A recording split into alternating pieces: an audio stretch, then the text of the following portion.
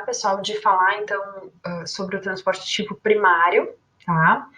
E nós temos o transporte ativo secundário. O que é o transporte ativo secundário? É quando um solduto pega carona no transporte de outro, tá? Vocês viram antes, quando eu mostrei para vocês, que nós temos o transporte, a energia, né? O ATP ele é utilizado para a bomba fazer o transporte de sódio, né, e de potássio. A bomba está aqui em posição de trabalho. Olha só. Né? Então, a bomba de sódio e potássio, ela vai transportar sódio e potássio contra o seu gradiente de concentração. Ela vai jogar 3 sódios para fora e 2 potássios para dentro. Tá? Olha só, vai ter, em muitas células isso vai acontecer. Tá? Então, nós temos uma bomba de sódio e potássio. Tá? E por causa dela, nós temos o estabelecimento de um gradiente de concentração. Tá? Então, a bomba de sódio e potássio, ela fica jogando o sódio para fora. Logo, ela concentra o sódio no meio extracelular, correto? Com o aumento da concentração, ou melhor, com a maior concentração de sódio no meio extracelular, nós temos um gradiente de concentração do sódio, que vocês já sabem, né? Então, o gradiente de concentração do sódio, ele aponta de fora para dentro, porque o sódio está mais concentrado fora do que dentro, tá? Muito bem, e aí, naquela mesma célula que tem a bomba de sódio e potássio, né, nós temos uma proteína cotransportadora. Tá? O que ela faz? Ela vai usar, né, ela é uma proteína que permite a passagem de sódio, tá? E o sódio, ele quer entrar na célula.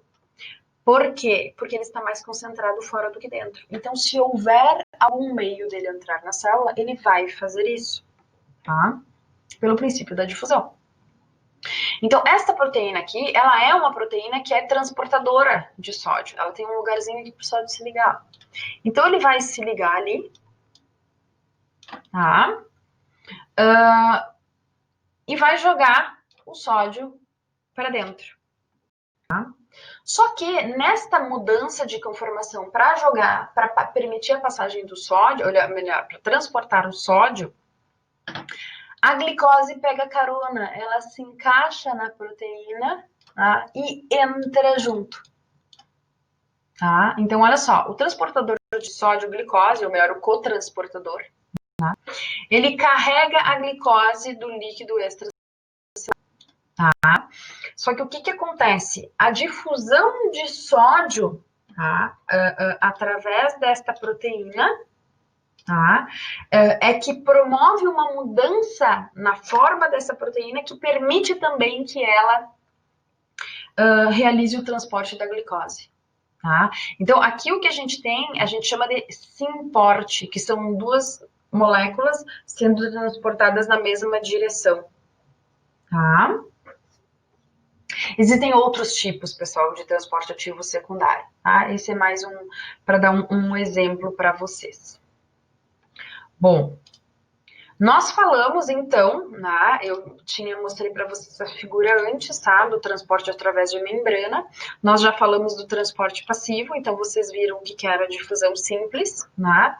Vimos também a difusão facilitada através de transportadores e canais iônicos, e só mencionei para vocês em relação à osmose, né? A osmose, ela é um movimento de água, a água atravessa a membrana e também pode ser transportada através de proteínas chamadas de aquaporinas.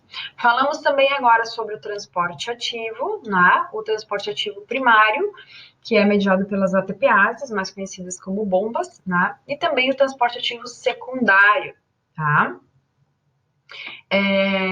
E agora a gente vai finalizar essa nossa aula falando sobre o transporte vesicular, tá?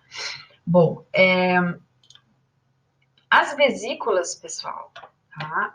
Elas são saquinhos de membrana que a célula consegue montar. Tá? Então,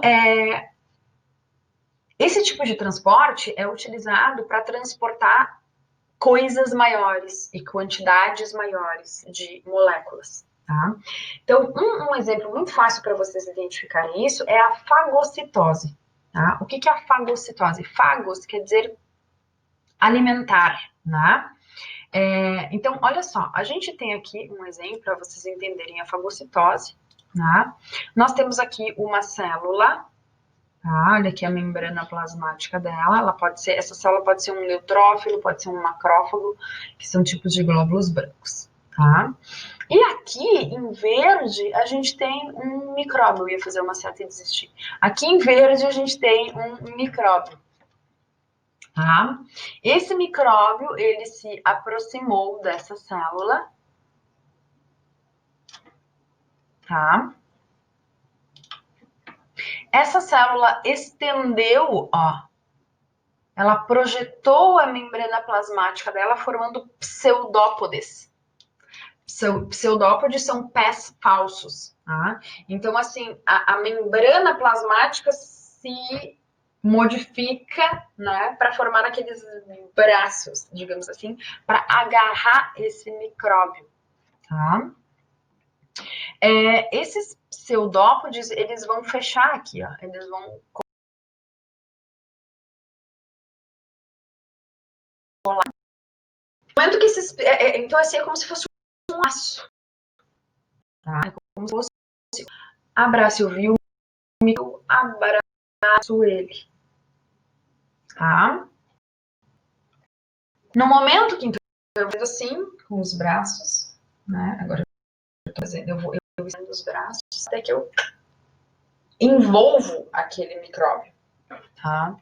No momento que esses pseudópodes se unem, tá? Eu tenho a formação de uma vesícula, que a gente chama de fagossomo, tá? Este fagossomo, tá? Nós vamos ter, que é uma vesícula, ele vai se fundir com um lisossomo, que é uma outra vesícula, só que cheia de enzimas digestivas. Então, a fusão deste fagossomo com um lisossomo forma um fagolisossomo, tá? E eu tenho, então, enzimas digestivas que são jogadas em cima do micróbio e eu tenho a digestão deste micróbio. Tri, né? Isso aqui é uma fotomicrografia, tá? Olha só, o leucócito tá aqui, o micróbio tá aqui, tá? E o leucócito tá abraçando este micróbio. E ele vai puxando esse micróbio para dentro até ele engolfar o micróbio. Tá? Então, eu estou transportando aquele micróbio de fora da célula para dentro da célula. Tá? Fagocitose. Só que a fagocitose, pessoal, ela tem como intuito destruir micro-organismos. Tá? Comer, tá? No sentido, mas é degradar, tá? Nós temos um outro tipo de transporte que é a endocitose, tá? Então, olha só como é que funciona a endocitose. É muito parecido com a fagocitose, tá? Só que na endocitose eu não vou ter formação do fagolisosoma, eu não vou ter digestão daquele micróbio, daquela substância, tá? Olha só o que que acontece aqui, tá? Onde é que tá? Então, eu tenho aqui uma célula, né? Olha aqui a membrana dela. Tá? Veja que eu tenho aqui várias moléculas que devem ser endocitadas. Tá? Normalmente, eu posso ter, tá, proteínas de membrana que vão reconhecer essas moleculinhas. Tá? E eu vou ter, então, essas fossetas, que é uma depressão na membrana. Essas fossetas estão revestidas por uma proteína chamada clatrina. Tá? Quando a substância entra em contato com esta região da membrana, com esta fosseta, tá? A gente começa a ter essa invaginação. Olha aqui a substância, ó, que está sendo engolfada. Tá? Essa fosseta ela se aprofunda tá? E se fecha, formando uma vesícula.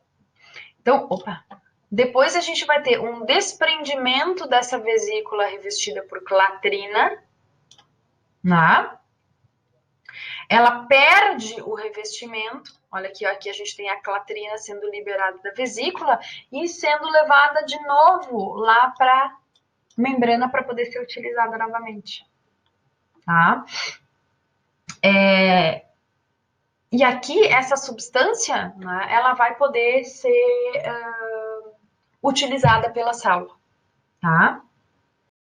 Inclusive, essa figura, ela está mostrando ó, a fagocitose, que envolve os pseudópodes, tá? E a endocitose, ela normalmente vai ser mediada por receptor. Olha aqui os receptores, ó. Tá? E as moléculas vão se ligar nos receptores, causando aquela invaginação na membrana que vai formar a vesícula revestida por clatrina. Tá? Então a célula está endocitando algo. Tá? Endo para dentro. Citose vem de cito, célula, para dentro da célula. O que, obviamente, vai ser o contrário da exocitose, que eu vou mostrar depois para vocês. Tá? Então, aqui é só para mostrar uma fotomicrografia. Então, aqui a gente está olhando, está dentro da célula. Tá? E a gente consegue ver aqui aquelas fossetas. Olha só, aqui a gente consegue ver a profundidade. Ó. Essas substâncias aqui, esses filamentos, eles são o córtex celular, tá? Que são proteínas que estão abaixo da membrana, ou melhor, na face próximas à face interna, né, da membrana plasmática. Então a gente está dentro da célula olhando para cima, pode ser para baixo também, porque ela está revestida. Então eu estou olhando, né, para a face interna da membrana e vendo essas fossetas revestidas de clatrina, né? E aqui eu já tenho, olha, quase uma vesícula se formando. Trina, essa imagem é simplesmente maravilhosa. Para fechar, pessoal, nós temos a exocitose. Tá? Exo quer dizer fora. Tá? Então, a exocitose ela vai servir para liberar substâncias, para jogar substâncias para fora da célula. Tá? Então, olha o que vai acontecer. Eu tenho aqui uma vesícula secretora. Tá? Então, eu tenho moléculas que foram produzidas dentro da minha célula que devem ser jogadas para fora. Tá? Pode ser um neurotransmissor, pode ser um hormônio, pode ser uma citocina. Tá? Então, essas proteínas vão ser produzidas dentro da célula, empacotadas lá no complexo de Golgi. Né? O complexo de Golgi libera essa vesícula secretora. Essa vesícula se aproxima da membrana. Tá? Então, essa vesícula ela tem proteínas, olha aqui, ó, tá? Que vão interagir com proteínas da membrana. No momento que essas proteínas se interagem, olha só, elas se enrolam, ó. A vesícula se aproxima da membrana. Essas duas membranas, então a membrana plasmática e da vesícula vão se fundir, tá? E o conteúdo vai ser liberado. Coisa linda, né?